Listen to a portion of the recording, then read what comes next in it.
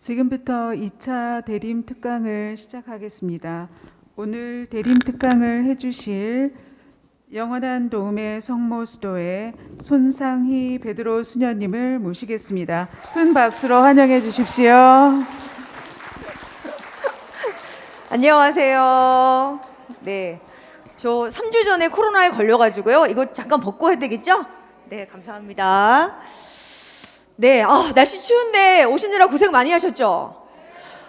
저 3시간 걸렸어요. 난 정릉에서 여기가 이렇게 먼 줄 몰랐네요. 사실 계획은 저희가 같은 수도에 와가지고서는 도착을 해서 뭐 저녁을 좀 간단하게 먹고 뭐 이런저런 얘기를 하고 또 존경하는 신부님께서 봉헌하시는 미사도 함께 봉헌하고 고요소에 계셔서 드리는 말씀은 아니고요. 네, 그렇게 하려고 했었는데 와, 차가 밀린다 정말 너무 많이 밀려가지고요. 제가 한 3시간 정도 걸려서 겨우 도착한 것 같아요. 그래서 지금 마음의 여유가 없이 도착을 해서 오늘 과연 잘할 수 있을까 생각이 드는데 안 보여요? 이게 근데 제가 올라갔더니 이 PPT가 안 보여가지고 제가 잠깐 올라가 볼까요? 어떻게 보여요? 사실 뭐 제가 보이는 건 그렇게 중요하지 않아요. 얘가 잘 보여야 되니까 그것만 하시면 될 것 같습니다. 예, 추운 날 오시느라 고생 많이 하셨고요. 저희 대림을 기다리면서 주님을 기다리면서 이 대림을 또 어떻게 잘 지내야 될지 함께 나눠보는 시간 갖도록 하겠습니다. 시작기도 바칠게요. 성부와 성자와 성령의 이름으로. 늘 저희에게 좋은 것을 마련해 주시는 하느님 아버지, 저희 오늘 당신 말씀과 전례시기 안에서 오늘 저희를 초대해 주시고 또 저희에게 당신 사랑을 심어 주실 그 은총을 바라며 추운 날씨를 뚫고 이 자리에 함께 모였습니다. 저희 마음 안에 깊은 갈망과 간절함, 당신을 기다리는 저희의 정성을 어여삐 보시는 당신이시기에 저희가 당신의 탄생을 기다리며 저희 안에 꾸미고 가꾸는 작은 구유에 오늘 당신 은총의 촛불을 하나 켜주시길 좋으신 당신의 아들 예수님의 이름으로 기도드립니다. 아멘. 성부와 성자와 성령의 이름으로 아멘. 예, 저는 영원한 도움의 성모수도의 손 베드로 수녀이고요. 제가 하는 일은 제가 이제 오늘 요거를 타이틀로 제가 했는데 저희는 사실은 오늘 미사 끝나고 여러분들 왜 성소를 위한 기도 바치셨잖아요. 그러니까 수도회에 오고 싶어하는 자매들을 만나서 그 자매들을 수도회로 초대하는 그런 성소자 담당을 제가 지금 하고 있습니다. 맡은 지 채 1년이 되지 않았어요. 근데 요즘에 다들 아시다시피 수녀원이나 신학교에 가고 싶은 청년들이 있을까요? 없을까요? 없어요. 없어. 이거는 뭐 너무 슬픈 일이죠. 오히려 또 신학교에 간다 그러면 다 그렇게 은총이라 그러는데 수녀원에 간다 그러면 다 뜯어 말려요. 정말 큰일이에요. 제가 개인적으로 저희 어머니가 이제 저를 수녀원에 봉헌하셨고 저희 오빠를 이제 수도회에 봉헌을 하셨어요. 그런데 이제 많은 본당의 신자분들이 저희는 강원도 산골에 저희 살아 계시는데 그 본당 신자분들이 형님은 뭐 이렇게 은총 속에 사시냐고 그렇게 복이 많아가지고 그렇게 수녀는 딸이고 신부 아들은 신부가 얼마나 형님 이제 은총이라고 저희 어머니 그 말을 들을 때마다 하는 말이에요. 그렇게 은총이면 네 딸 보내. 나 죽을 지경이니까 저희 어머니 맨날 그러시거든요. 그래서 성수녀원에 갈 친구들이 없어가지고 제가 요즘 백수 될 판이에요. 그래가지고 어떻게 일거리를 한번 만들어 볼까 하다가 저희가 이제 새롭게 올해부터 시작한 게 뭐냐면 차라리 이제 본당을 좀 찾아다니면서 그 본당에서 좀 도움이 필요한 청년들한테 좀 피정도 해주고 또 기도 모임도 해주고 그들에게 원하는 교육을 좀 해주자. 이제 이렇게 이제 저희가 완전히 방향을 바꿔버렸어요. 그래서 제가 얼마 전에 여기를 왔다 갔어요. 와서 여기 청년들하고 좋은 시간을 이제 보내고 이제 가려고 하는데 분과장님이 대립특강 한번 와서 해달라고 그러셔가지고 그냥 무심결에 대답한 거였는데 진짜 연락이 올 줄 몰랐어요. 그래가지고 어머 대답을 아무거나 하는 게 아니구나 그 생각이 들다가 오늘 어쨌든 좀 먼 길이지만 또 저기 수지 성당에 저희 뭐 양로원도 있고 뭐 요양원도 있고 여기 뭐 깊이 관련되어 있는 지역이어서 여러분들과 함께 이 대림 시기를 좀 어떻게 지내야 할까 잠깐 간단하게 나눠드리는 걸로 하겠습니다. 자, 저희가 큰 무슨 광장이나 지하철역이나 이런 데 보면 개신교에서 특별히 개신교에서 굉장히 그 성단 트리를 만들어 놓고 그 밑에 써 놓는 글귀가 이거예요. 하늘 높은 곳에는 하느님께 영광, 땅에서는 사람들에게 평화 이렇게 해놨어요. 가톨릭은 절대로 이런 걸 하지 않아요. 그런데 주로 개신교만 아주 뭐 을주로 입구역이라든지 아니면 뭐 하다못해 해화동에도 마찬가지고 굉장히 큰 성탄트리를 해놔요. 그 굉장히 큰 성탄트리를 해놓고 밑에 써 있는 성경 구절 루카복음 2장 14절을 써놓는데 요거를 그대로 쓰지 않고 줄여서 써놔요. 그래서 하늘 높은 곳에는 하느님께 영광, 땅에서는 사람들에게 평화. 뭐를 빼느냐? 요거를 빼요. 그분 마음에 드는 요걸 빼요. 그런데 루카복음 2장 14절을 찾아보시면 2장 14절에는 그분 마음에 드는이라고 나와 있어요. 그러니까 사람들이 생각하기에 저 성탄은 그냥 하늘 높은 곳에 그냥 하나님께 영광이고 땅에서는 사람들에게 평화인데 중요한 건 뭐냐면 성탄에 우리에게 평화가 오는 경우가 좀 드물어요.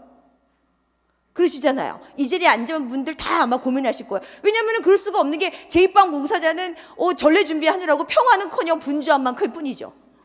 구역은 뭐 하셔야 돼요? 오뎅을 끓이든 국수를 삶든 떡을 하든 뭔가를 해야 돼. 그것 때문에 죽을 지경이야.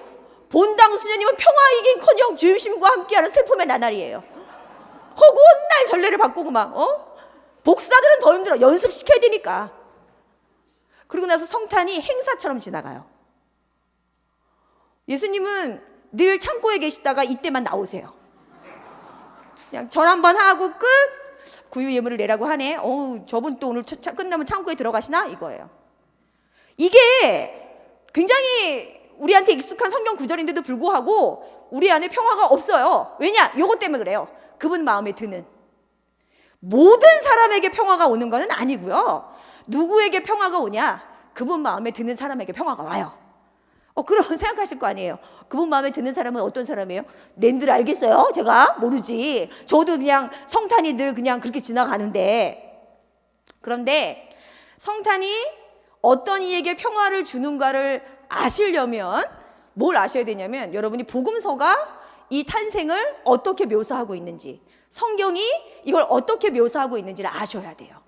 왜냐하면 인간이 하는 말이 신빙성이 있겠어요? 인간이 하는 말은 아무리 좋은 얘기여도 그거는 인간이 하는 말이에요. 인간이 하는 말 말고 성경이 우리에게 어떻게 말해주느냐, 성경이 우리에게 성탄이 어떤 의미가 있다고 말하느냐, 그거를 오늘 짚어서 말씀을 드릴 거예요. 그래서 우리는 뭐가 없어요? 우리는 간증이 없어. 그 개신교회 가면 간증 많이 하잖아요. 제가 하나님을 만나기 전까지는 슬픔과 고통과 고독 속에 살았는데 하나님을 만난 이후로 개가 천선하여 오늘 목사의 길에 들어섰어요. 뭐 이런 거. 우리 이런 거 안 해요. 그럼 여러분들 뭐 하셔야 돼요? 아멘, 알렐루야, 믿습니다. 이런 거 하셔야 되는데 우리는 굉장히 과묵한 종교이기 때문에 아무도 그렇게 하지 않아.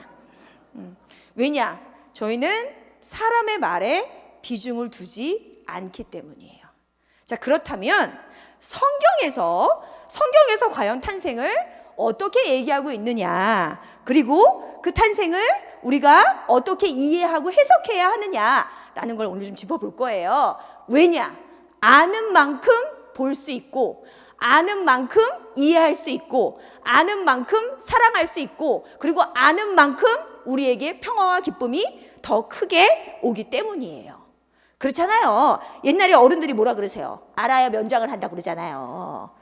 어떻게 뭐 세대가 저보다 다 높으신 것 같은데 다 아실 텐데. 예. 저도 조금 있어요, 세대는. 근데 조금 저보다 높으신 것 같은데 아시잖아요. 자, 그렇다면 오늘 이 자리에 함께 오신 분들은 탄생의 의미를 조금 더 이해하시고, 조금 더 좀 오늘 공감하시고, 그래서 이번 성탄이 조금 더 의미 깊으시고 또 사랑받으실 수 있기를 바라는 마음으로 시작하겠습니다. 자, 그러면 복음서에서 예수님의 탄생에 대해서 언제 나오느냐, 어디서 나오느냐, 이렇게 나와요. 마태복음 1장하고 루카복음 1장, 2장 이렇게 나옵니다. 굳이 성경을 피시라는 말씀을 드리지 않겠어요. 왜? 가지고 오시지도 않을 뿐더러 피는 순간 이 강의를 괜히 들었구나라는 마음이 드실 거기 때문에 필요 없어요, 이거는. 자, 그러면 마태복음 1장에 나오는 건 뭐냐? 마태복음 1장에 나오는 건 족보예요. 대부분 새해를 맞이하거나 아니면은 각 교구마다 사목교서가 나오잖아요. 사목교서에 4년에 한 번 텀은 모든 주교님들이 하는 말씀과 함께해요. 그 말씀과 함께 하려고 이제 그 말을 듣고 이제 주교님께서 이제 하도 강조를 하시니까 나도 한번 해볼까라고 이제 구약 성경 처음부터 딱 피시잖아요. 창세기 탈출기까지는 좀 읽을만 해요. 그런데 레위기를 들어서는 순간 많은 분들이 역시 이 길은 나의 길이 아니다 생각하시고 신약으로 넘어가세요. 신약으로 넘어가서 내가 이제 마태복음을 좀 더 읽어볼까 하고 딱 펴는데 마태복음 1장이 막 말도 안 되는 이름만 쭉 나오는, 역시 이 길은 나의 길이 아닌 관계로 성경은 저희 집 장식장에 내가 신자임을 드러내는 표지로 거기 계셨어야 돼요. 그런데 마태복음 1장이 예수님의 탄생과 굉장히 중요하게 연관이 되어 있어요. 앞부분은 뭐냐면 아브라함은 누구를 낳고 그 다음은 누구 낳고 누구 낳고 누구 낳고 누구 낳고 누구 낳고 누구 낳고 누구 낳고 이렇게 누구가 누구를 낳았다는 이야기만 쭉 나와요. 그 사람들의 이름을 다 기억하실 필요가 없어요. 왜? 우리 조상들 이름도 기억 못하는 판국에 남의 조상의 이름을 기억해서 무슨 의미가 있겠어요? 낳았구나, 이것만 기억하시면 돼요. 성경에서 중요한 거는 명사가 아니라 동사예요.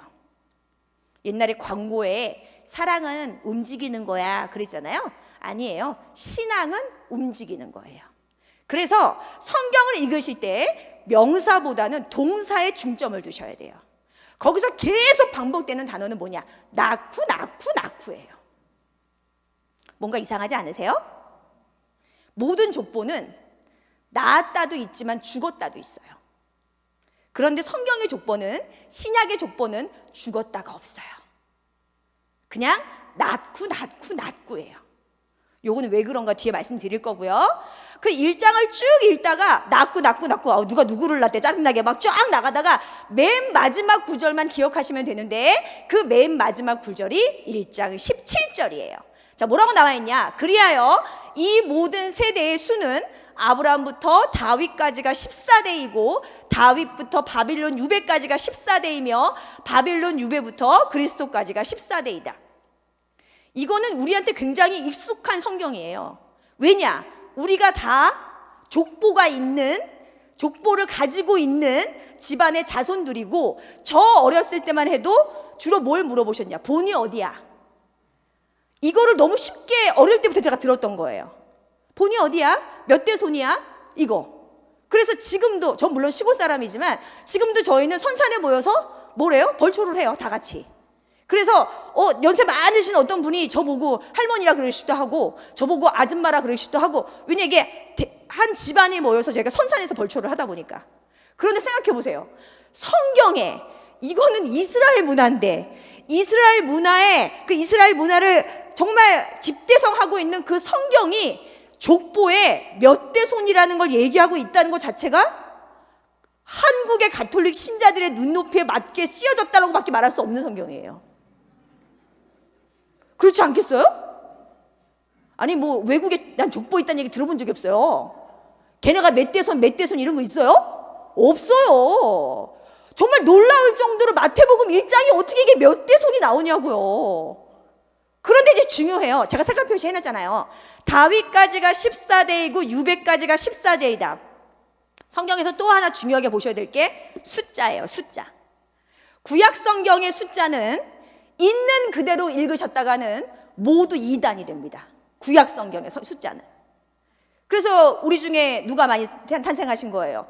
여러분, 전 세계에 2단이 만들어져서 실패하지 않을 확률이 가장 큰 나라 대한민국이에요. 제가 요거 하기 전에 필리핀에 한 4년 있었어요. 필리핀에. 필리핀 힘들어요. 필리핀에. 그런데 필리핀에 가서 제가 제일 많이 놀란 건 뭐냐면은 우리나라 신천지가 필리핀에 있어요. 우리나라 여호와의 증인이 신천지에 있어요. 근데 필리핀 애들이 안타까운 게 뭐냐면 걔네가 80%가 가톨릭 국가인데다가 어려서부터 이 교회 문화에, 성당 문화에 너무 익숙해져 있던 애들이어가지고 걔네는 개신교와 가톨릭이 틀린 거를 몰라요. 그냥 다 같은 하나님이래요. 왜? 영어로는 다 똑같으니까.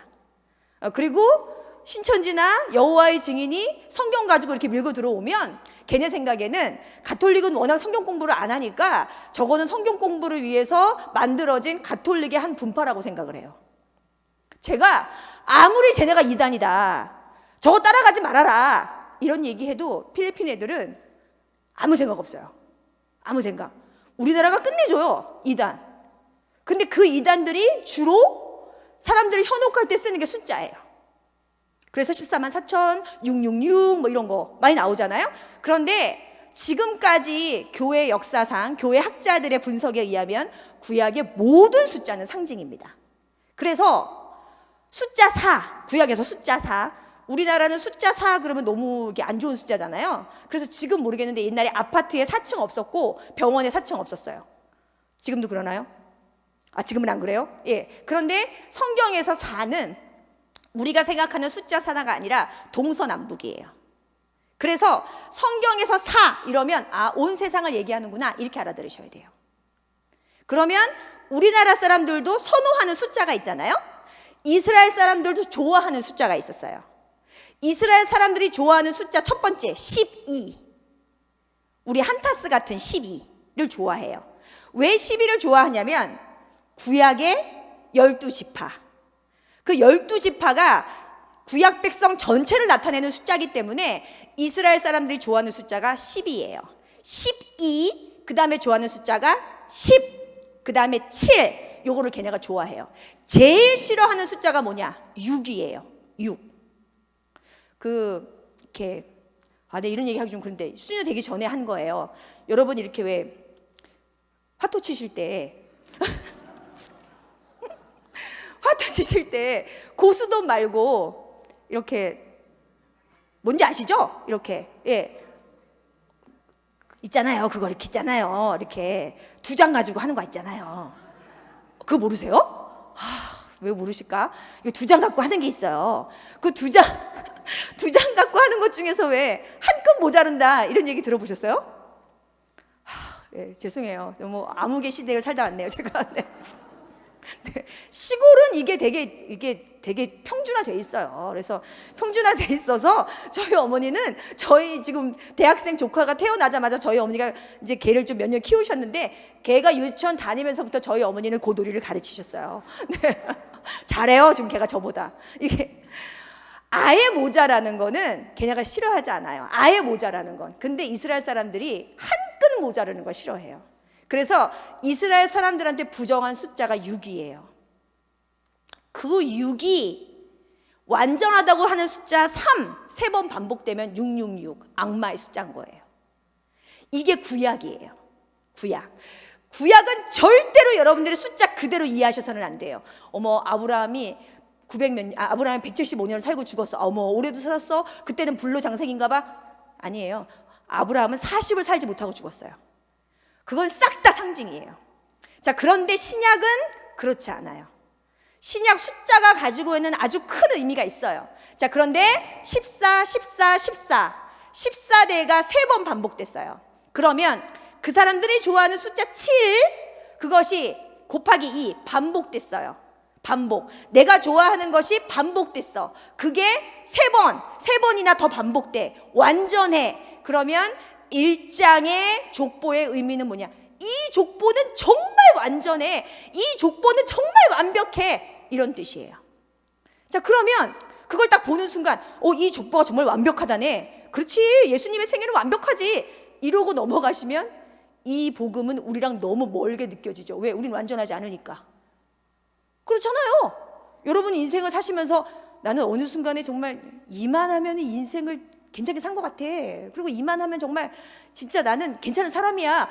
이렇게 느끼실 때가 몇 번이나 있으시겠냐고요. 아니면 매일 거울을 보시면서 하나님 이렇게 아름답게 태어나게 해주신 것에 대해서 감사 찬미드려요. 이런 분 몇 분이나 계세요. 저는 아예 거울을 안 봐요. 그래가지고 늘 볼 때마다 빠지는 머리와 찌는 살과 절대 보지 않습니다. 이게 그냥 완벽해요 라고 끝나면 이 족보는 우리랑 너무 멀어요. 그리고 예수님의 탄생이 우리에게 절대로 기쁘지 않아요. 자, 그러면 뭘 가지고 완벽하다고 하는 걸까 보셔야 돼요. 아까 뭐라고 말씀드렸냐면 족보를 끊는 기준이 바빌론 유배와 다윗 임금이다 라고 말씀을 드렸어요. 바빌론 유배는 뭐냐면 이스라엘이 망했어요. 망해서 백성 전체가 유배를 가는 거예요. 솔로몬이 엄청 화려하게 성전을 지어놨는데 이게 한순간에 무너져요. 한순간에 무너지고 사제, 귀족, 율법학자들 싹 다 끌려가요. 싹 다 끌려가서 내가 한 번도 보지 못한 곳에서 내가 한 번도 듣지 못한 말을 들으면서 거기서 말도 안 되게 사는 거예요. 이거는 또 저희랑 되게 비슷한 게 우리가 일지 치하에서 고된 시간을 겪어서 옛날 어르신들은 아실 거예요. 옛날 어르신들은. 그래서 저희 어머니 세대만 하더라도 제가 여쭤보면 그 일본인들이 얼마나 우리에게 잔혹하게 어떤 일을 했는지에 대해서. 그래서 우리는 어때요? 무슨 일이 있어도 일본하고의 축구는 이겼어야 됐었어요. 우리가 메달을 따는 게 중요하지 않아요? 우리가 16강에 들어가는 게 중요하지 않아요? 우리가 16강에 못 가면 일본도 가면 안 돼? 근데 이번에 일본이 먼저 올라갔네. 그래서 어떻게 됐어요? 우리나라가 16강에 올라갔잖아요. 엄청나요. 제가 이번에 그거 내기했다가 망했어요. 네, 얼마나 망했는지 몰라요. 제가 막 강력하게 얘기했는데 제가 우리나라 16강 못 올라간다고 그랬고 우리 같이 소위 말하는 수녀들이 막 왜 못 올라가냐고 올라갈 거라고 막 이러시는 거예요. 이렇게 우기는 거예요. 제가 왜 16강에 올라갈 건지에 대한 근거를 대라. 그랬더니 그 수녀가 저한테 했어요. 수녀님, 희망은 보이는 것이 아닙니다. 보이는 걸 누가 희망합니까? 이렇게 얘기하더라고. 내가 속으로 그래 내일도 네가 그 말을 하나 보자 이랬는데 제가 졌어요. 저는 신앙이 없는 걸로. 예. 이 모든 거를 잃고 떠나갔던 시대예요. 땅도 잃었고 하느님도 잃었고 나라도 잃었고 언어도 잃었고 모든 걸 잃었어요. 자, 두 번째, 그들이 족보의 어떤 기준이 되는 거 다윗 임금이에요. 지금도 이스라엘이 기다리고 있는 메시아는 다윗과 같은 메시아예요. 다윗과 같은 메시아는 정치적인 메시아죠. 와서 지금 땅에 있는 팔레스티나 민족들을 싹 다 쓸어버리고 하느님의 나라로 이스라엘을 만들어야 한다. 그리고 이스라엘을 지금 최강의 부국으로 만들 수 있는 정치적인 메시아를 지금도 기다리고 있기 때문에 이스라엘은 예수님을 믿지 않습니다. 이스라엘 사람들이 예수님을 모르느냐? 알죠. 그러나 그들이 생각하는 예수님은 메시아, 그리스도가 아니라 선지자, 예언자 중에 한 분이다. 이렇게 믿고 있죠. 그러나 다윗은 어떤 인물이었나요? 다윗은 그렇게 위대한 업적을 남긴 인물이기도 했지만 다윗이 알고 있는, 우리가 알고 있는 다윗의 치부는 너무나 말도 안 되는 거죠. 그래서 자기가 가장 사랑했던, 자기가 가장 아꼈던 장수 중에 한 명인 우리야. 그 우리야의 아내를 자기가 범하죠. 자기가 범하고 그거를 범하는 걸로 끝나지 않고 은폐하고 싶어 하죠. 그래서 전장에 나가 있는 우리야를 불러서 우리야에게 술을 왕창 먹인 다음에 빨리 집으로 가라고. 그게 다윗의 아들임을 숨기기 위해 우리야를 대신 보내는 거예요. 근데 우리야가 워낙 훌륭한 장수였기 때문에 나의 전사들이, 나의 동료들이 지금 전장에서 울고 있는데 내가 부인과 잠을 잔다는 건 말이 안 돼요. 끝까지 집에 안 가요. 그래서 결국은 우리야를 최전방에 내보내서 죽게 한 게 누구냐? 다윗이에요. 그리고 그 우리야의 아내였던 밧세바를 자신의 아내로 삼죠. 자, 이게 족보의 기준이래요. 이게 족보가 되게 완벽해. 7 곱하기 2가 3번 반복됐어. 이거보다 더 완벽한 족보가 없어. 첫 번째, 나라를 잃었었네. 언어도 잃었었네. 모든 걸 잃었어. 두 번째, 화려했지만 그 화려함 안에 아픔이 있어. 인간의 욕망이 있네. 이거예요. 또 하나 우리랑 똑같은 게 있어요. 뭐가 똑같냐? 족보에 여자 이름이 올라가지 않습니다. 이스라엘은. 지금은 우리가 올라가죠. 여자 이름이. 그런데 예전만 하더라도 여자 이름이 족보에 올라가는 경우는 없습니다. 그런데 이스라엘도 마찬가지예요. 이스라엘의 여자는 어떤 여자냐? 그야말로 동물과 소나 양이나 말 중에 하나가 여자인 거예요. 이스라엘은. 그래서 절대로 여자가 올라가면 안 되는데 이 족보상에는 여자가 5명이나 올라가는데 그 여자가 올바른 여자가 한 명도 없어요. 자, 첫 번째 볼까요? 라합. 아유, 죄송해요. 예, 요 라합이란 여인 맨 위에 보이시죠? 언뜻 보기에도 좀 예쁘게 생기지 않았나요? 예뻐요. 예, 그래서 직업이 신전창녀예요. 신전창녀였었죠. 그러나 이제 이스라엘이 땅을 정착하는 데 있어서 굉장히 큰 공을 세운 여인이 라합입니다. 자, 그 밑에 루시라는 여인이 등장하게 되는데요. 이 루시라는 여인은 아마 세상의 모든 며느리들이 싫어하는 여인이 루시일 거예요, 아마. 네. 어머니의 종교가 저의 종교이며 어머니 가시는 곳에 저도 가겠습니다라는 말도 안 되는 말을 한 사람이죠. 네. 요즘에 모든 며느리들이 함께 읽어서는 안 되는 성경 중에 하나 룻기 되겠습니다. 이거는. 네. 네. 예. 그런데 이 여자는 이방인의 여자예요. 모압 여자였죠. 모압 여자가 이스라엘의 족보 위에 올라올 수가 없습니다. 자, 그 밑에 창세기에 나오는 타마르죠. 이 타마르는 아주 말도 안 되는 일을 하죠. 이 타마르는 시아버지하고 사이에서 아들을 낳습니다. 예. 이거를 상식선으로 도저히 이해할 수 없는 이야기가 이 타마르의 이야기예요. 제가 수녀가 아니었던 적이 좀 있었어요. 수녀가 아니었던 적이 언제냐면은 저기 종신서원 하기 전에 이렇게 사복 입고 공장에 나가서 돈 벌어 오라고 시켜요. 근데 돈을 되게 조금 줘요. 되게 조금 주고 벌어 오라는 돈은 되게 많아요. 그래서 제가 저거 안산 반월공단 프레스 공장 그 12시간 막교대 거기 제가 그거 이거 프레스 찍으러 공장에 취직했었어요. 근데 취직할 때 그냥 가면 안 되고 많은 사람들이 물어보기 때문에 나름 이렇게 뭔가 스토리를 하나 짜서 나가야 돼요. 왜냐면 제가 수녀라는 걸 들키면 안 되니까. 누가 봐도 저는 조선족 아줌마 같은 스타일이었어요.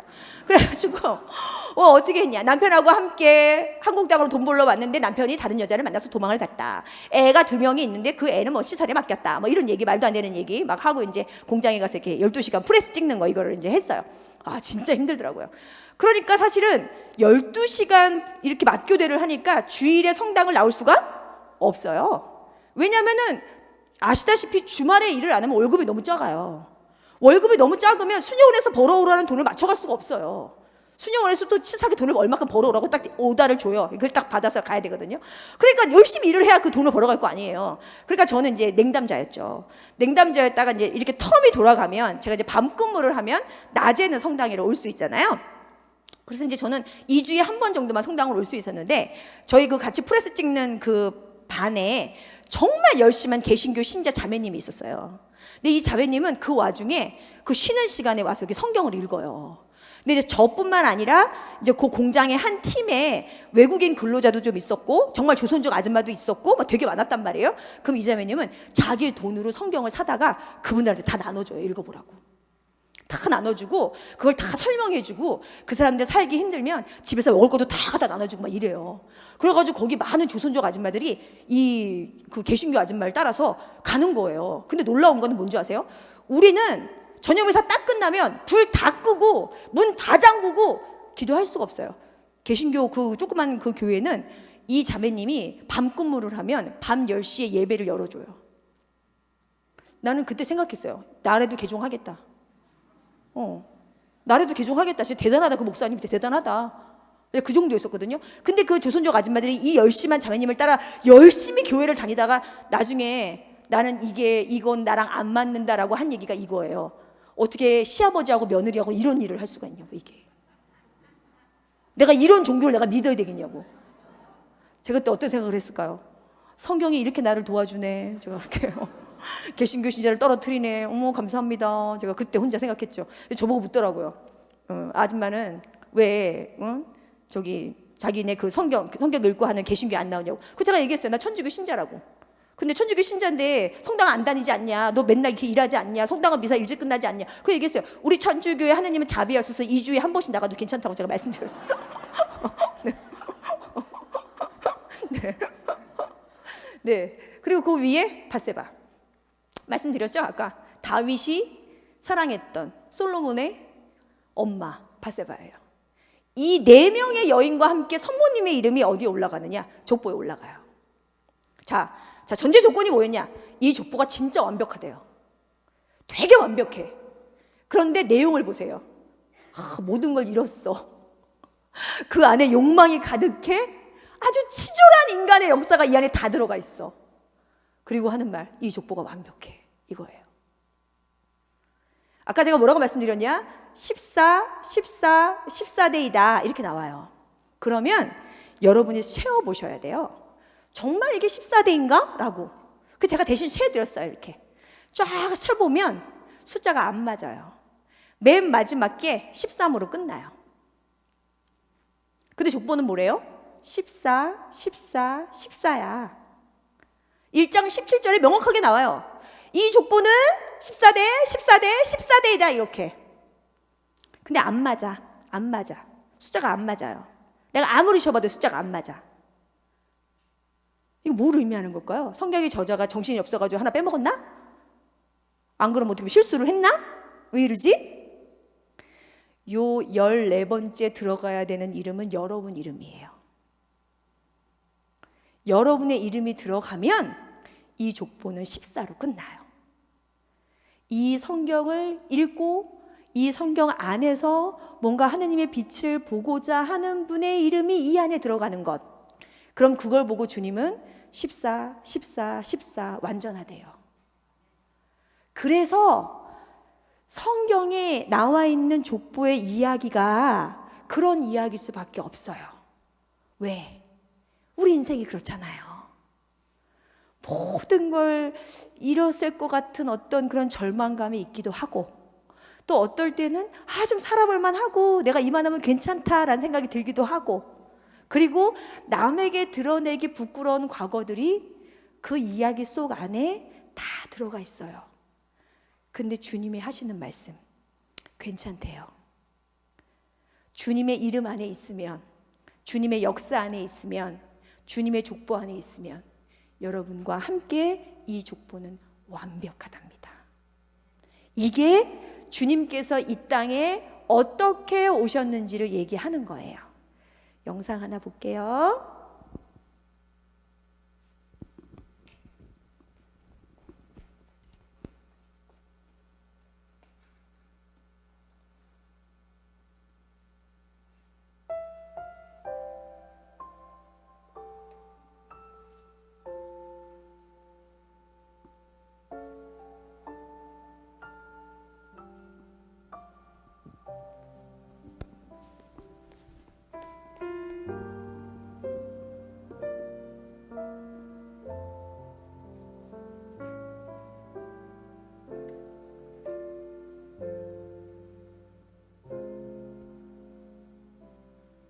주 나를 아시죠. 깨진 나의 모습도 부끄러움 속에 나갈 수 없어요. 늘 같은 자리에 계시는 나의 주님, 이제 다 괜찮아. 주가 말씀하시네.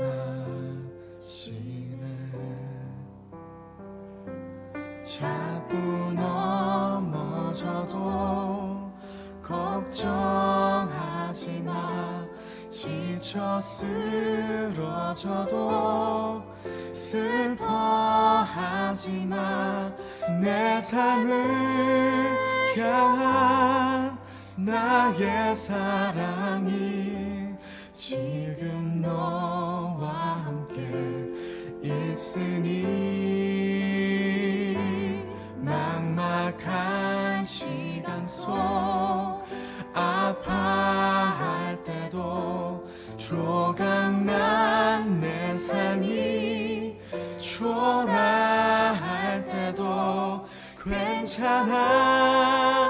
내가 여기 있으니 조금 힘들어도 괜찮아. 괜찮지 않아도 괜찮아.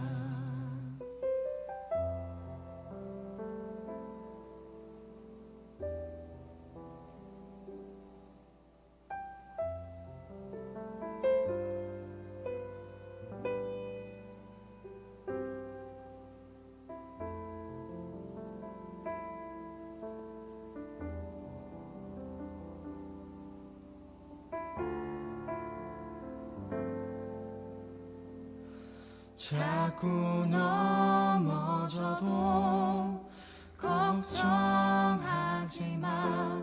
지쳐 쓰러져도 슬퍼하지 마. 내 삶을 향한 나의 사랑이 지금 너와 함께 있으니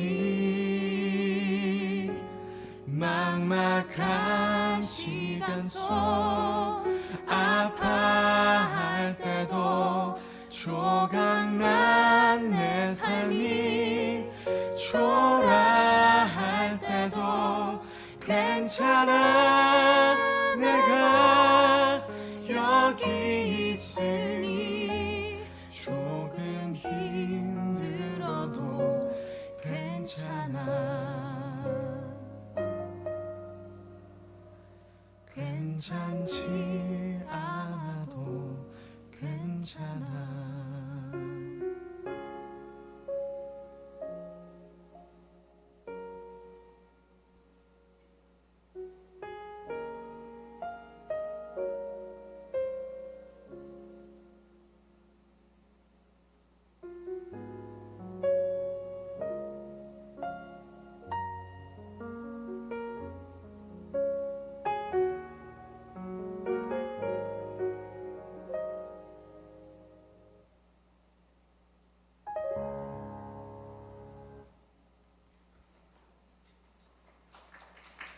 네, 이거 박수 칠 내용은 아니네. 네, 그 1장이 왜 그렇게 구성될 수밖에 없는 이유죠. 왜냐하면 그 1장에 포함된 모든 이야기가 우리 각자의 개인사와 연관되어 있기 때문이에요. 그런데 그것을 보시고 주님께서 하시는 말씀은 너가 왜 이랬어가 아니라 괜찮대요. 365일 괜찮은 사람이 어디 있어요? 365일 기쁜 사람이 어디 있어요? 성당에 올 때마다 주님의 은총을 받는 사람이 어디 있어요? 계시다면 병원에 가시면 돼요. 네, 없어요, 그런 사람. 그런데 좀 괜찮지 않아도, 살면서 좀 부끄러운 일이 있어도, 또 이런 거는 좀 내가 생각해도 아니다라고 하는 부분이 있어도 주님이 괜찮대요. 그리고 그 괜찮은 걸 말해주기 위해 주님이 이 땅에 1장 오실 수밖에 없었던 이유다라고 마태복음이 얘기합니다. 제가 굉장히 좋아하는 시 중에 하나예요. 이거 정호승 시인의 내가 사랑하는 사람이에요. 제가 이 시를 좋아하는 이유도 이거죠. 그늘이 없는 사람을 사랑하지 않아요. 그늘을 사랑하지 않는 사람을 사랑하지 않아요. 예, 왜냐하면 여러분 굉장히 유명한 시라서 다 아시긴 할 건데, 인간관계에서 보세요. 나는 지금 막 사는 게 힘들어 죽겠고, 뭐 매일이 진짜 막 죽겠고, 뭐 이런 상황이죠. 제가 12월에 강의가 너무 많아요. 강의가 너무 많은데다가 이렇게 지역적으로 막 이렇게 다녀야 되고, 대사관 전부 다르고, 또 이렇게 단기간으로 끝나는 강의여서 제가 진짜 저 심연에서부터 소리를 내서 말을 해야 되고 막 이러는데, 코로나에 걸렸고 소리는 안 나오고 막 죽겠는 거예요. 그런데 집에서 이런 수녀원에서 이런 거랑 전혀 무관한 소임을 하면, 내부 소임만 하는 수임들이 저한테 하는 말이죠. 뭐 자기 좋아서 하면서 뭐 그렇게까지 난리야, 이렇게 하는 얘기. 이게 내가 정말 그 사람의 입장이 돼서 그 사람과 같은 일을 겪고 나서 위로하는 말과, 그냥 그럴 것이다 라고 생각하는 위로와는 천지 차이예요. 또 내가 보기에 나만큼의 고통을, 물론 고통은 굉장히 주관적인 것이지만, 나만큼의 고통을 겪으면서, 나만큼의 고통을 겪지도 않았으면서 나의 고통에 대해서 말할 수 있는 자 아무도 없다는 거예요. 아무도 없어요. 그런데 주님이 친히 성경의 역사를 통해서, 성경의 모든 사실적인 이야기를 통해서 우리에게 말씀해 주고 계세요. 그 삶, 우리의 삶이 거기에 다 포함되어 있고, 그것 자체를 주님께서 어떻게 보고 계시는지, 어떻게. 그래서 주님이 이 땅에 오셨는데, 그런 우리의 삶을 어떻게 하시기 위해서, 아까 제가 말씀드렸죠? 구약의 모든 족보는 누가 누구를 낳고 얼마를 살다가 죽었어요. 그런데 신약의 모든 족보는 낳고야 죽었다가 없어요. 신약의 족보는 없습니다. 이게 우리가 믿는 영원한 생명이죠. 육신은 죽어도 영혼은 죽지 않는 하나님을 믿어라 라고 사도 바오로가 얘기했던 바로 그것. 그래서 한 사람의 범죄, 누구죠? 아담이죠. 아담의 범죄로 그 한 사람을 통해서 죽음이 지배하게 되었지만 은총과 의로움의 선물을 충분히 받은 이들은 예수 그리스도 한 분을 통하여 생명을 누리며 지배할 것이다. 어떻게요? 어떻게 믿어요? 어떤 은총이 우리에게 있는 거예요? 죽지 않을 거라는 거 어떻게 돼요? 사도 바울가 뭐라고 말하느냐? 우리가 천천히 그리스도의 몸으로 변화할 것이다 이렇게 말해요. 그리스도의 몸으로 어떻게 변화하지? 여러분 미사 때마다 영성체 하시잖아요. 미사 때마다 하신 그 영성체가 다른 음식과 함께 소화돼서 나가겠어요? 그렇지 않습니다. 주님께서 몸이 되어서 우리에게 오시는 그 영성체로 인해서 우리의 몸은 서서히 주님의 몸으로 변화될 거예요. 제가 얼마 전에 굉장히 놀라운 사진을 하나 봤는데 여기다 올리지 말라 그래가지고 올리지를 못했어요. 제가 요즘에 그 나라 법이 바뀌어가지고 그 묘를 오랫동안 둘 수가 없잖아요. 다 이제 해서 정리해야 되는 이제 상황이 된 거예요. 여기 교구 주교님이셨는데 말해도 되나 모르겠네. 네. 여기 교구 주교님이셨던 분의 조카가 저희 후배 수녀예요. 네, 그런데 이제 그러니까 주교님이 아버님이시죠. 그 아버님 묘를 이제 다 정리를 해서 이제 이렇게 뭐 이렇게 다 갈아가지고 아마 이렇게 납골당에 모시는 그걸 했나 봐요. 근데 굉장히 열심한 신자셨대요. 그 아버님이, 주교님이 아버님이. 그러니까 주교님이 됐겠죠, 아들이. 그래서 이제 묘를 이렇게 딱 이렇게 관을 딱 열었는데 정말 관을 딱 열었는데 주교님 외와 모든 사람들이 아무 말도 못했답니다. 왜 못했냐? 아버님 이마에 정말 선명하게 여기 흰색 십자가 모양이 새겨져 있더래요. 주교님조차도 말씀 못하셨대요. 아주 깨끗하게. 근데 아마 묘 이장해 보신 분들은 아실 거예요. 그 이장하거나 그거를 이제 그 파묘해서 정리하게 될 때 그거의 모습이 어떤지. 저는 작년에 개인적으로 저희 할아버지 할머니 묘를 그렇게 정리를 했거든요. 근데 제가 깜짝 놀란 거는 저희 아버지가 어머니가 두 분이세요. 저희 아버지를 낳고 이제 낳자마자 저희 이제 친할머니가 돌아가셨고 저희 할아버지가 재혼하셔가지고 이제 그러니까 저희 아버지한테 새어머니시죠. 근데 그 새어머니가 그렇게 아주 상태 안 좋은 분이셨어요.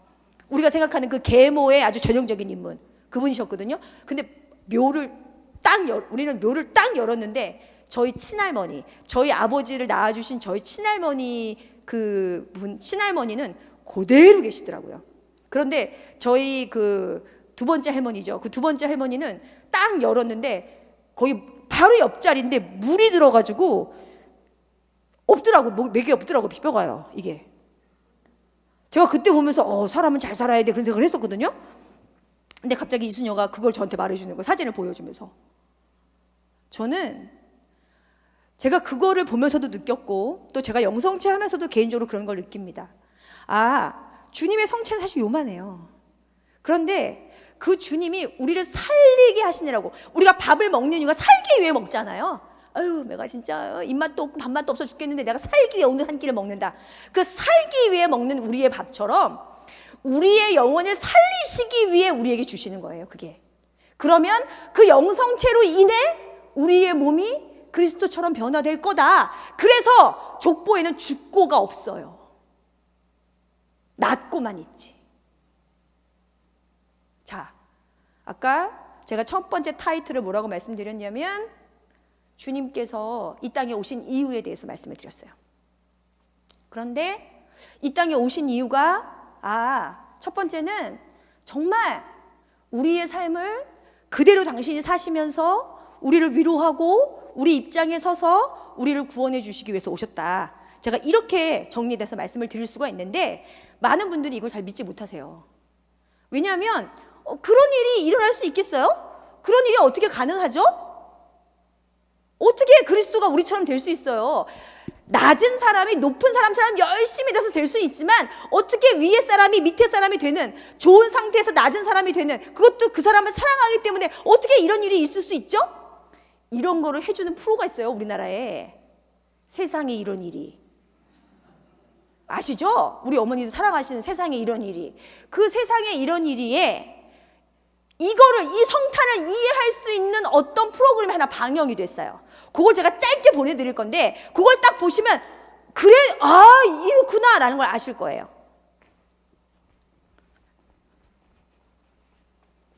시간이 좀 많지가 않아서 제가 약간 잘라서 보내드릴게요.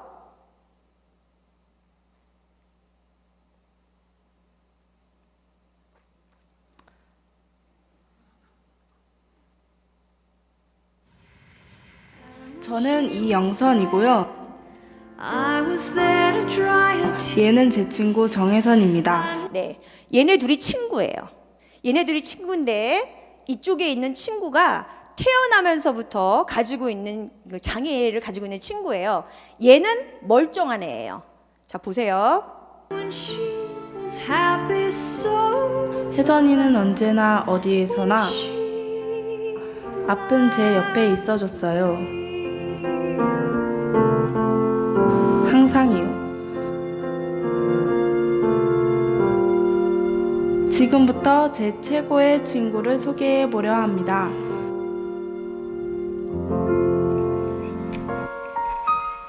제가 걸을 때 세상은 이런 모습입니다.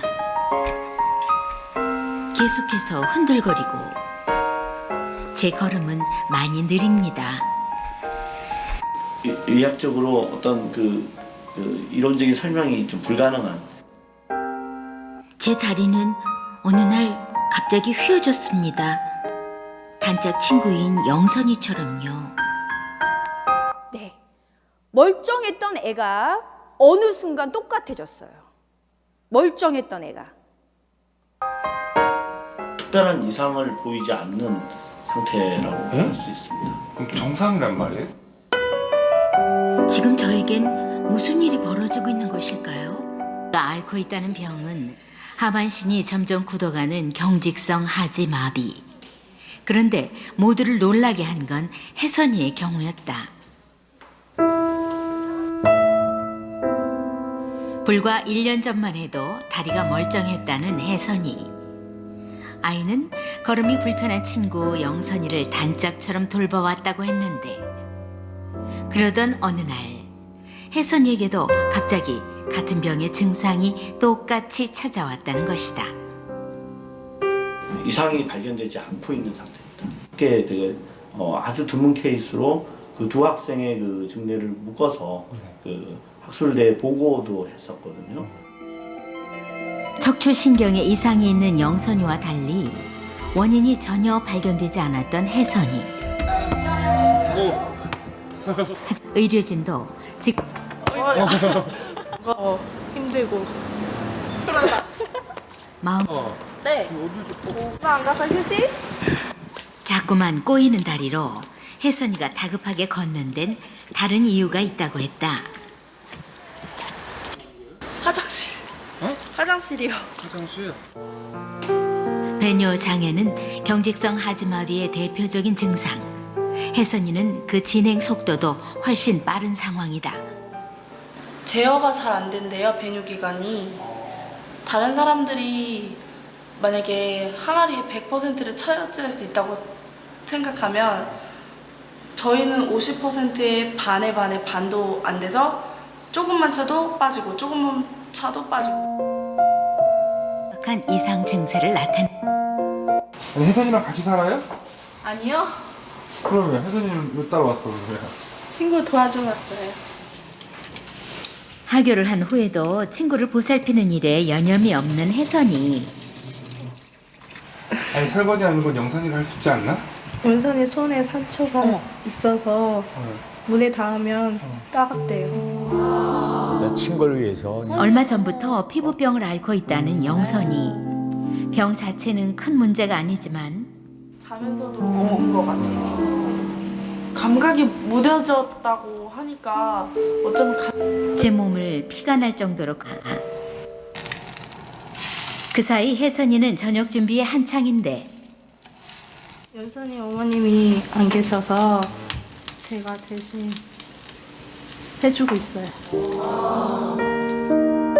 영선이의 어머니는 10년 전 사고로 돌아가셨고 일용직 근로자인 아버지는 자주 집을 비울 수밖에 없는 형편이다. 잡았어. 엄마의 역할까지 자청할 정도로 혜선이에게 영선이는 아픈 손가락 같은 친구다. 몸은 불편해졌어도 7년째 해오던 일이라 익숙하다고. 이거를 과학적으로 설명될 수 없다라고 좀 전에 이제 의사 선생님 말씀하셨잖아요.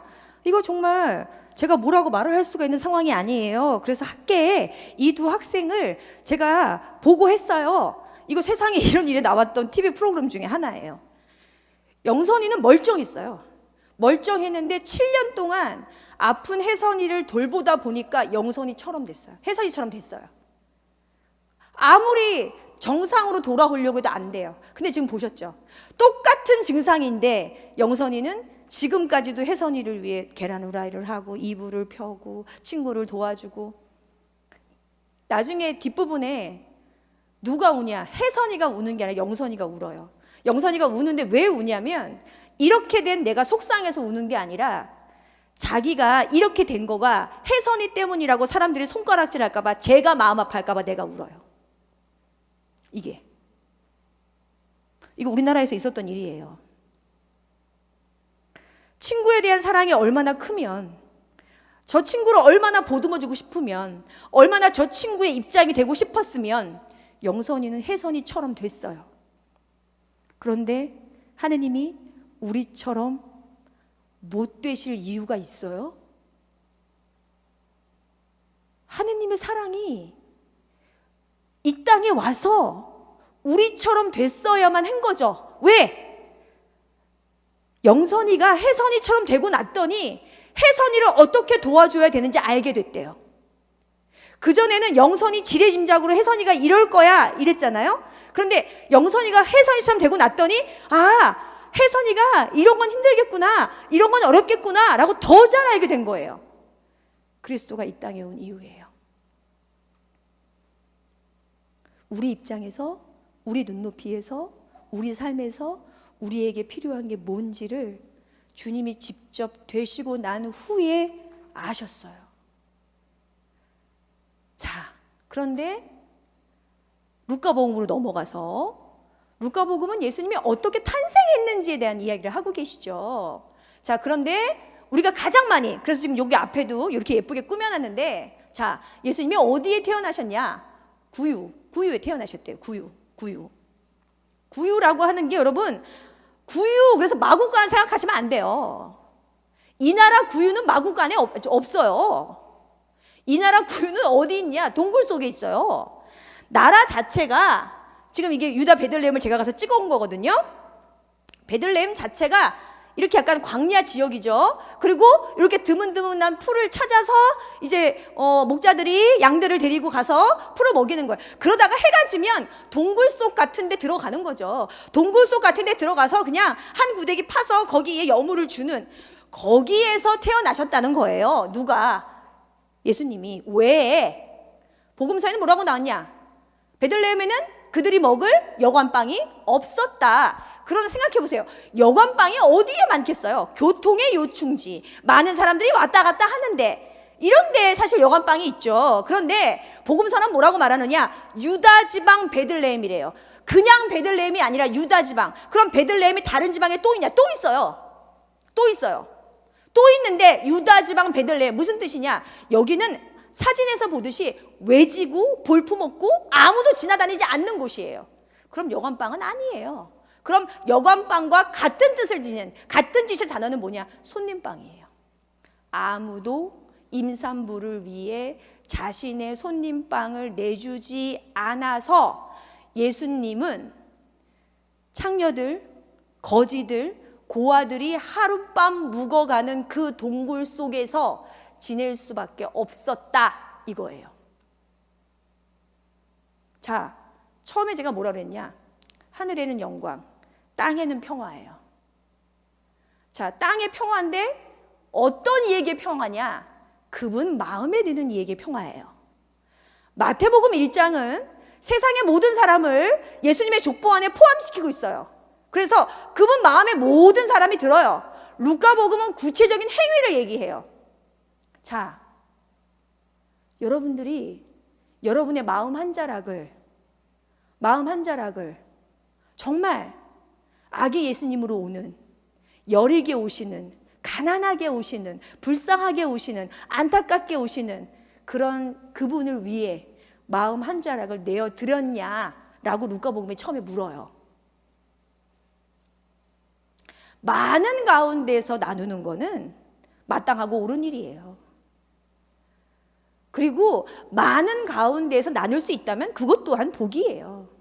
그런데 나눈다는 것 말 안에는 뭐가 포함되어 있냐? 약간의 아까움이 포함되어 있어요.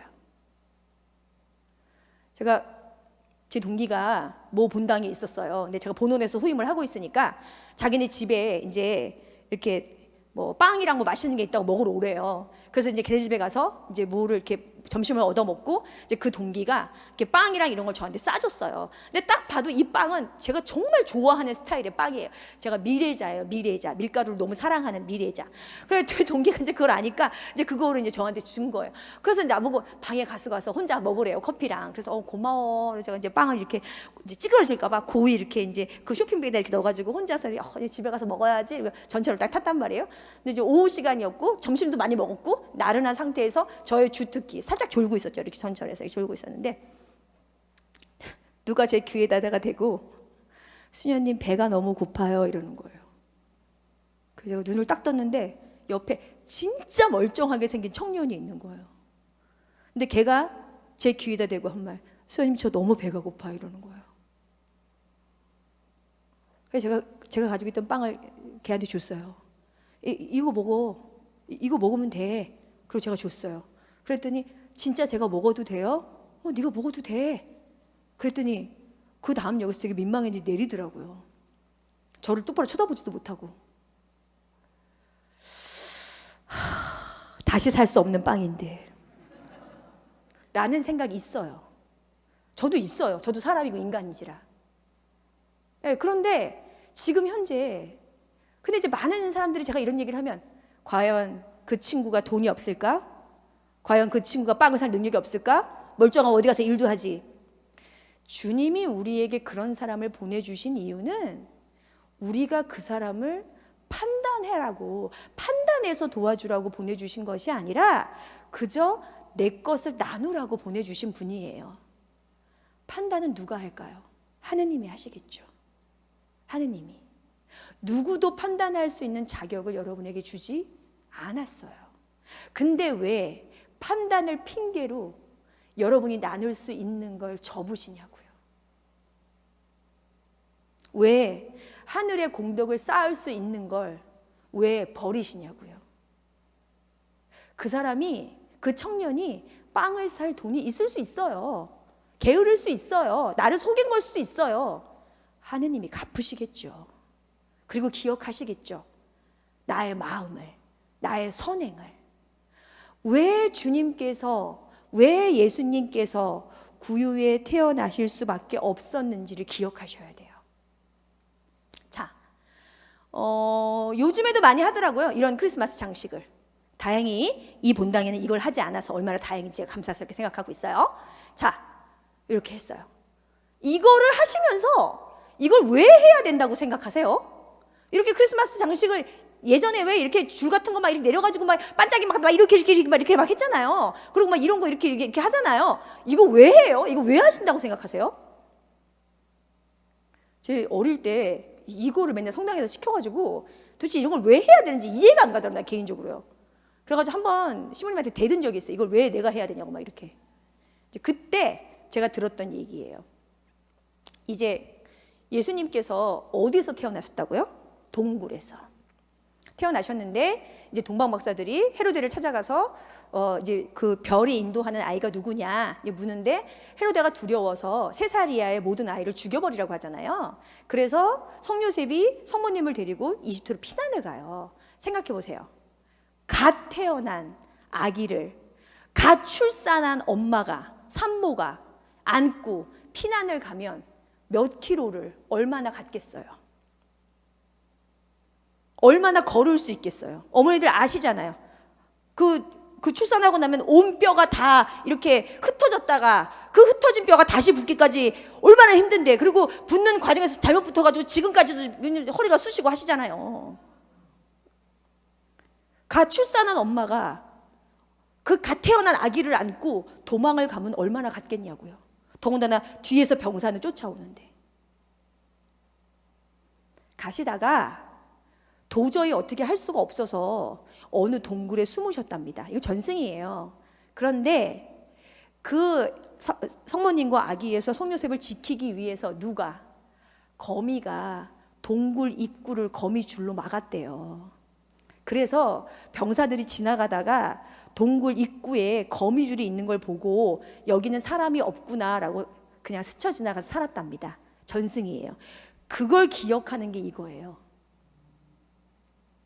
그러면 아기 예수님이 이 땅에 오시게 하기 위해서 여러분 뭐 하셨어요? 그래서 그런 걸 시키는 거예요. 성당 청소 좀 하세요. 성당 장식 좀 하세요. 이런 거 하는 거예요. 왜 맨날 우리는 이거 하래? 아니라니까. 거미줄을 치지는 못하더라도 치우긴 해야지. 응? 이게 굉장히 오랜 교회 전통 안에서 사실 내려왔던 건데, 제가 어릴 때 참 마음이, 이제 지금 제가 커서, 제가 어릴 때 저희 어머니 때문에 성당을 굉장히 열심히 다닌 그런 아이 중에 하나였는데, 어릴 때는 이런 얘기를 듣는 게 되게 싫었어요. 그리고 계속해서 저희 아일랜드 신부님이셨는데 한국말도 제대로 못하는 아일랜드 신부님 맨날 우리 앉혀놓고 우리 무시하면서 막 이런 거 가르칠 때마다 내가 이름을 종교를 벗어버리든지 해야지 이렇게 생각을 했었거든요. 그런데 제가 커서 그 어릴 때 배웠던 그 교리들이 지금의 전례와 신앙과 맞물려지면서 그게 얼마나 중요했던가라는 걸 다시 한번 깨닫게 돼요. 근데 어느 순간에 그런 전승들이 마치 아무것도 아닌 것처럼 되어버렸어요. 누구처럼? 개신교처럼. 그러면서 그냥 치장, 화려함, 행사로 그냥 넘어가 버린 거예요. 왜? 개신교는 전승을 믿지 않아요. 우리는 아니에요. 우리는 성경만큼 중요한 게 교회의 전승이에요. 그렇다면 그거에 맞가진 신앙생활을 하셔야죠. 맞가진. 방울 하나를 달고 트리 하나를 걸고 전구 하나를 걸고 니스 하나를 하실 때마다 생각하세요. 주님이 이 땅에 오시기 위해 얼마나 많은 도움의 손길을, 얼마나 많은 만물의 찬미를 받으셨어야 했는지. 우리가 소나 거미보다도 못한 인간이 되어서는 안 되잖아요. 이게 베들레헴이 밤에는 굉장히 추워요. 굉장히 추워서 사실은 아이를 출산할 수 있는 그런 요건이 아니에요. 이 동굴 자체가. 가보신 분들은 아시겠지만. 그러면 성모님 출산하실 때 가서 가장 큰 도움을 역할을 한 게 누구냐? 양이랑 소예요. 양이랑 소의 도움이 없었다면 출산이 어려웠을 거래요. 계절학적으로 보면 이스라엘도 겨울이 있어서 12월, 1월, 2월이 겨울이에요. 그래서 지금 이스라엘 가시면 얇은 패딩을 입고 가실 정도로 추워요.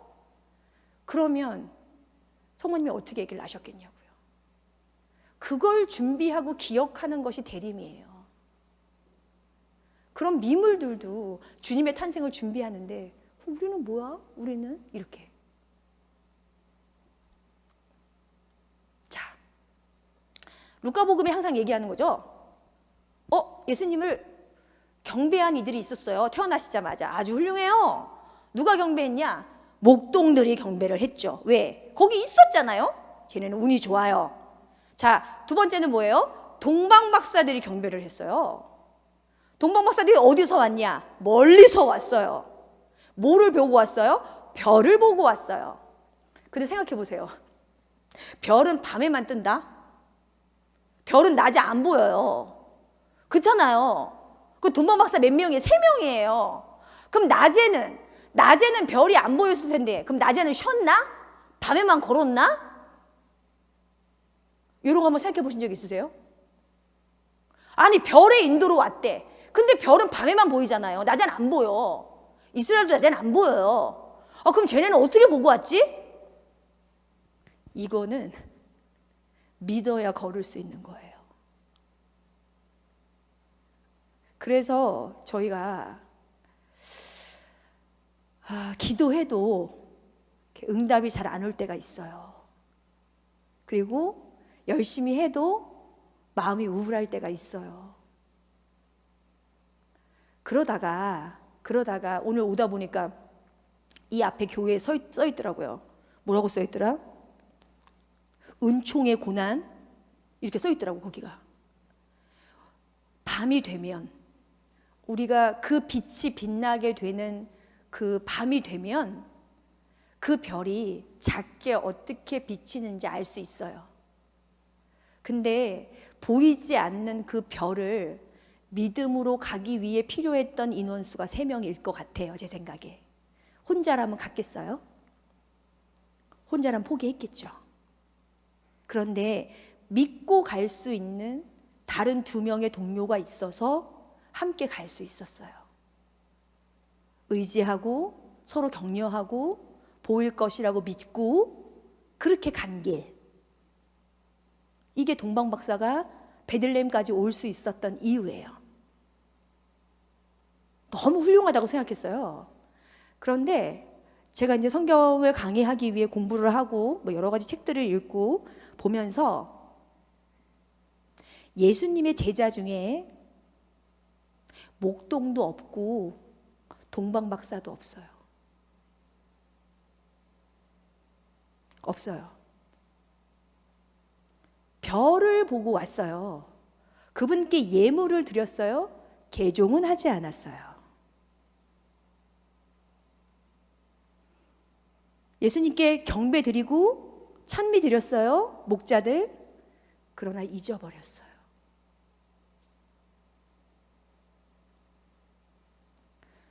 정말 안타까워요. 성사를 봤어요. 미사를 봉헌했어요. 피정을 했어요.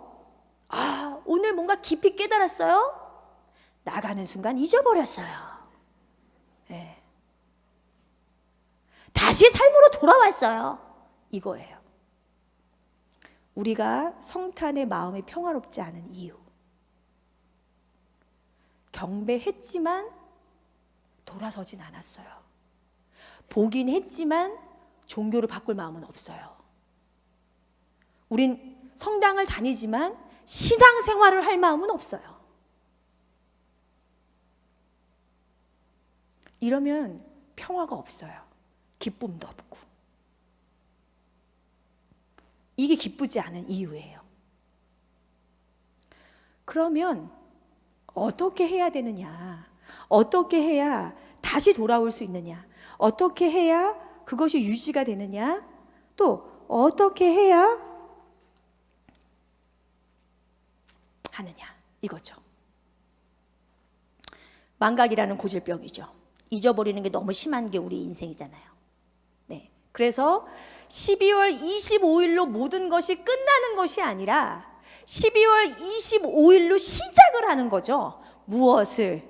주님처럼 살겠다는 어떤 다짐을.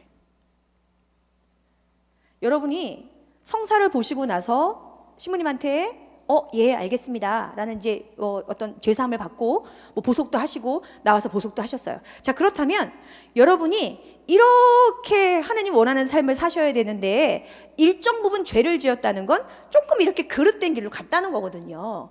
그릇된 길로 갔어요. 이거 성사를 보라 그래서 성사를 봤어요. 성사를 보면 어떻게 돼요? 다시 돌아서는 거잖아요. 다시 돌아서서 내가 왔던 길로 가려고 하는 노력이 있어서 원점으로 와야 여기서부터 이 길을 가요. 근데 대부분 다 여기서 턴은 하세요. 턴은 하는데 여기로 가기가 너무 힘이 들어. 그래서 여기 서 있다가 다시 죄를 짓고 이렇게 가. 그래서 우리가 같은 죄를 똑같이 지어요. 저는 판공 볼 때마다 새로운 죄예요. 손 들어보세요. 아무도 없어요. 우린 판공 볼 때마다 늘 똑같은 죄를 지어요. 저 역시 수녀인 저 역시도 성사 볼 때마다 특별한 죄가 없어요. 늘 똑같은 죄를 져요.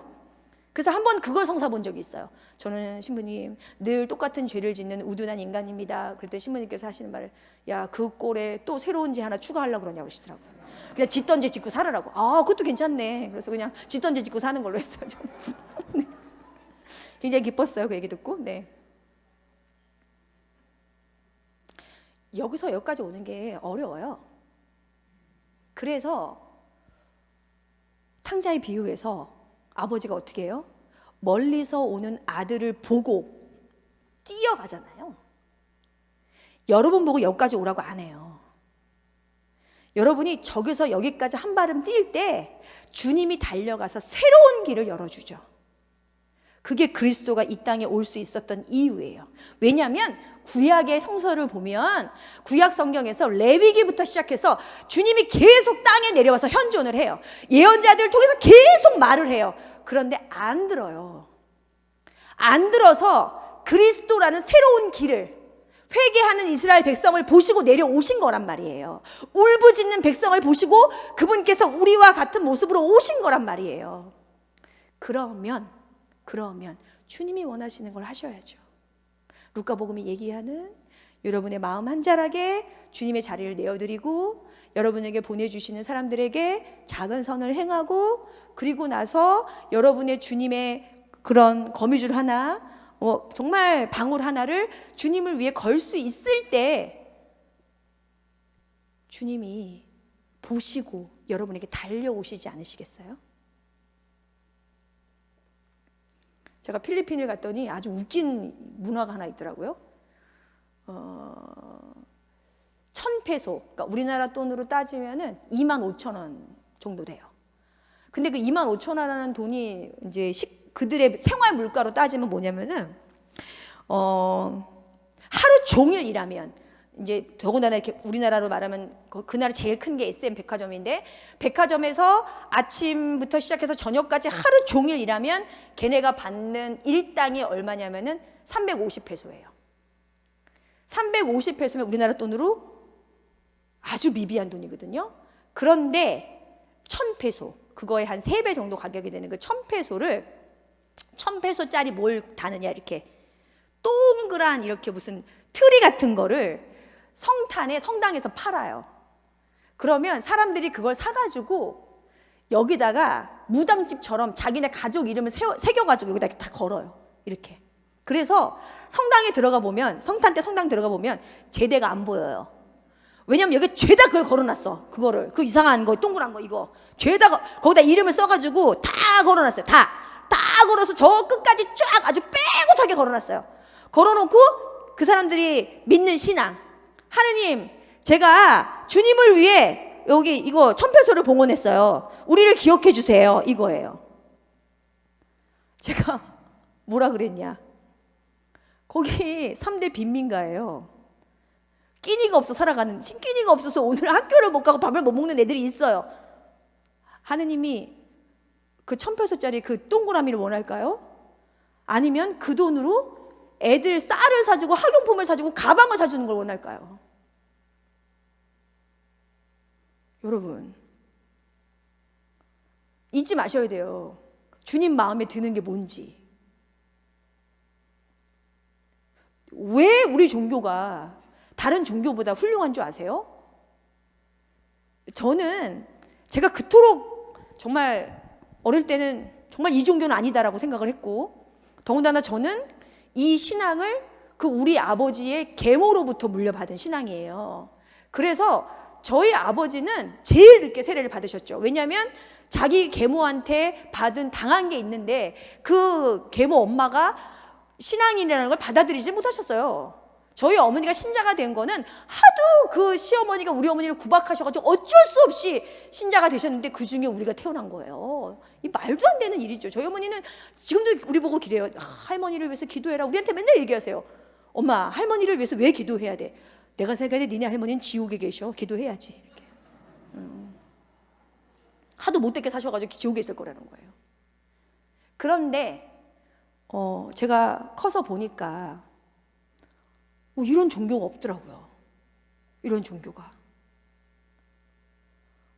우리보다는 가난한 이들을 위해 먼저 생각하고, 우리보다는 조금 더 우리가 어떻게 하면 하나님 보시기에 좋은 일을 할 수 있을까에 더 마음을 쓰는, 그래서 자의적이고 어떤 개인적인 어떤 성경의 해석이나 사목의 목표가 아닌 지극히 복음적이고 지극히 교회적인 어떤 것을 하기 위해 노력하는 종교는 이거밖에 없겠구나라는 생각이 들었어요.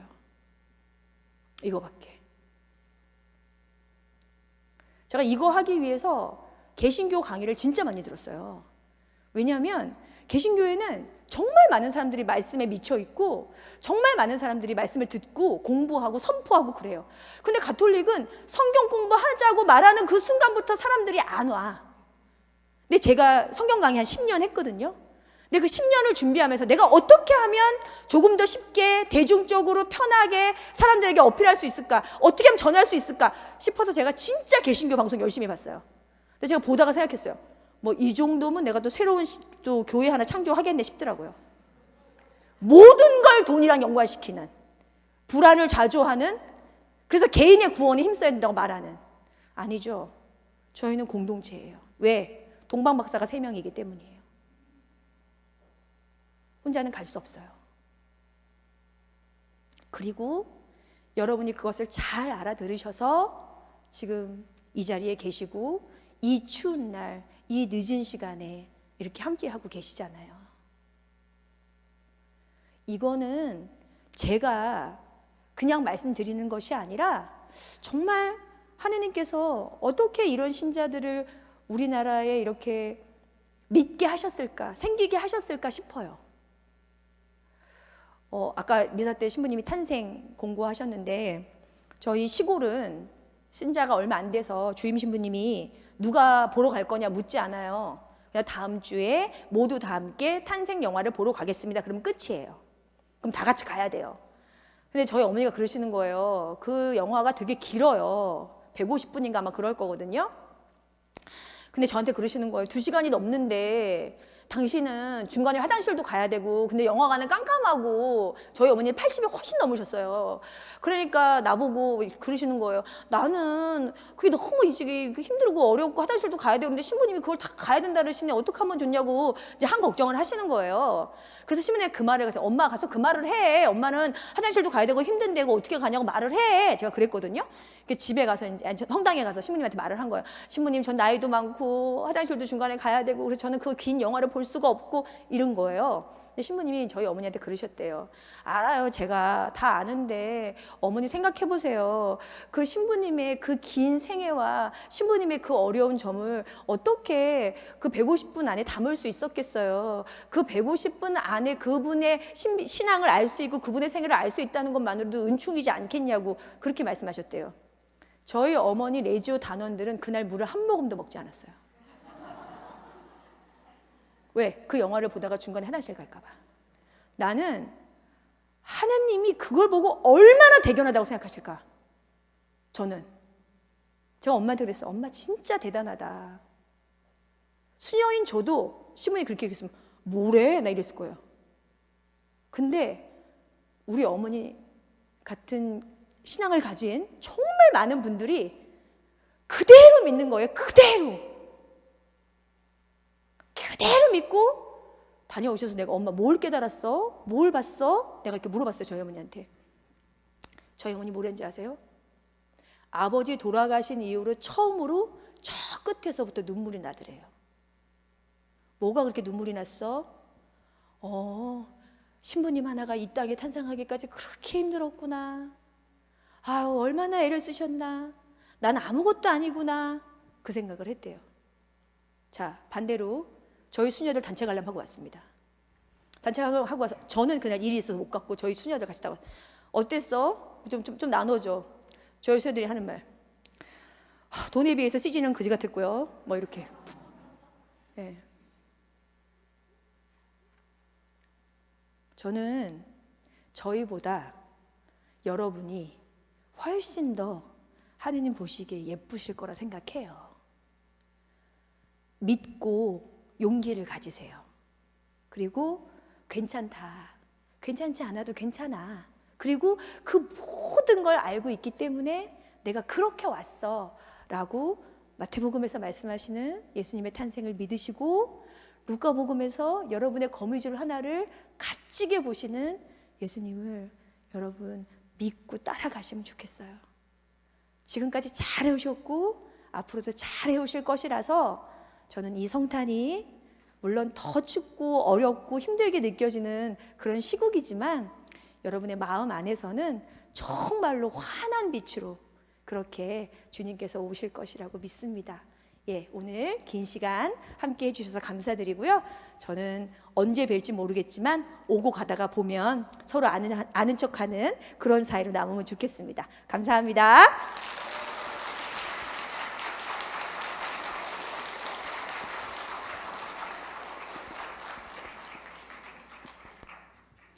네, 오늘 훌륭한 강의를 해주신 베드로 수녀님께 다시 한번 큰 박수 부탁드립니다.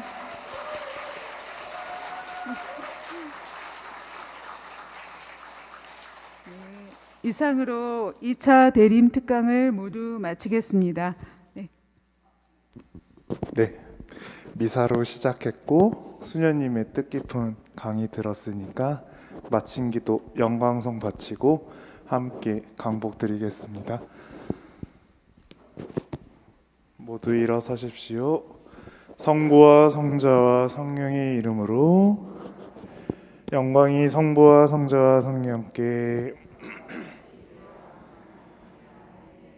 주님께서 여러분과 함께 전능하신 천주 성부와 성자와 성령께서는 여기 모인 모든 이들과 이들의 가정에 강복하소서. 주님을 찬미합시다. 성부와 성자와 성령의 이름으로 아멘. 다시금 저희에게 뜻깊은 시간 마련해 주신 베드로 수녀님께 큰 박수 부탁드립니다.